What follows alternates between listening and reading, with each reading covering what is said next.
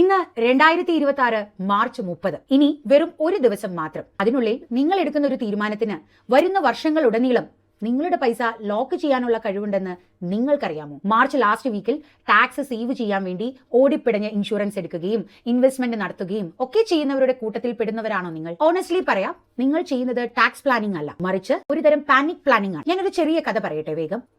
രാജീവ് എന്നയാൾക്ക് വാർഷിക വരുമാനം ഏകദേശം 18 ലക്ഷം രൂപ കിട്ടുന്നുണ്ട്. പക്ഷേ ഓരോ വർഷവും മാർച്ച് മാസം അവസാനം വന്നാൽ പുള്ളിക്ക് ഒരു തരം വെപ്രാളമാണ്.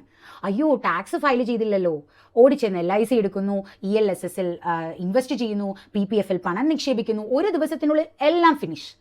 പുള്ളി വിചാരിക്കുന്നത് പുള്ളി അവിടെ ടാക്സ് സേവ് ചെയ്തു എന്നാണ്. പക്ഷെ ശരിക്കും റിയാലിറ്റി അതല്ല കേട്ടോ. രാജീവ് അവിടെ ടാക്സ് സേവ് ചെയ്തിട്ടില്ല. പകരം ആളുടെ കയ്യിലുള്ള ആ പൈസ അവിടെ ബ്ലോക്ക് ചെയ്യുകയാണ് ചെയ്തത്. ടാക്സ് പ്ലാനിങ്ങിനെ പറ്റി പ്രോപ്പർ ആയിട്ടുള്ള ഒരു ക്ലാരിറ്റി ഇല്ലാതെ അവിടെ രാജീവ് എടുത്ത ഡിസിഷനാണ് പുള്ളിക്ക് വിനയായത്. സോ ഇത് രാജീവിന്റെ മാത്രം കഥയല്ല കേട്ടോ. വലിയ കൺഫ്യൂഷൻ ഒന്നും ഇല്ലാത്ത, ഒരുപാട് പൊലിമയൊന്നും ചേർക്കാത്ത ഒരു ഈസി ചെക്ക് ലിസ്റ്റ് ഞാനിവിടെ നിങ്ങൾക്കായി പറയാം. ഒന്നാമത്തേത്, നിങ്ങളുടെ റിജീം നിങ്ങൾ ചൂസ് ചെയ്യുക. അതായത് ഓൾഡ് ആണോ അതോ ന്യൂ ആണോ എന്നുള്ളത്. നിങ്ങൾ അത് ചൂസ് ചെയ്തില്ല എന്നുണ്ടെങ്കിൽ ഡീഫോൾട്ട് ആയിട്ട് നിങ്ങൾ ന്യൂ റിജീമിലായിരിക്കും പെടുക. സോ ടാക്സ് ഡിഡക്ഷൻസ് കുറവാണെങ്കിൽ അതിൽ വലിയ പ്രശ്നമൊന്നുമില്ല. പക്ഷേ ഡിഡക്ഷൻസ് കൂടുതലാണെങ്കിൽ ഇത് നിങ്ങൾക്ക് നഷ്ടമുണ്ടാക്കിയേക്കാം. രണ്ടാമത്തേത് ATCയുടെ അണ്ടറിൽ വരുന്ന ഇൻവെസ്റ്റ്മെന്റ്സിനെല്ലാം 1.5 ലക്ഷം രൂപ വരെയാണ് ലിമിറ്റ് ലഭിക്കുക.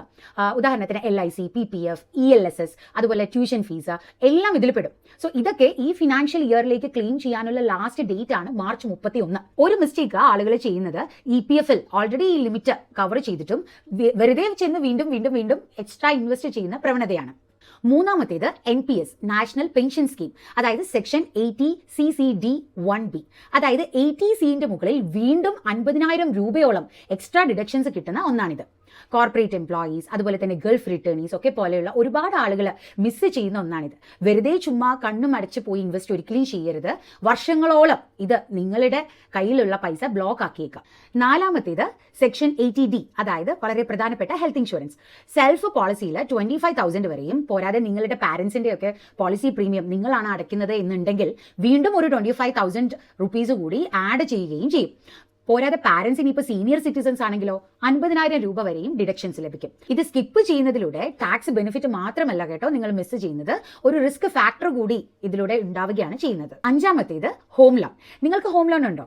ഉണ്ടെങ്കിൽ സെക്ഷൻ 24B പ്രകാരം 2 ലക്ഷം വരെ നിങ്ങൾക്ക് ക്ലെയിം ചെയ്ത് എടുക്കാൻ പറ്റും.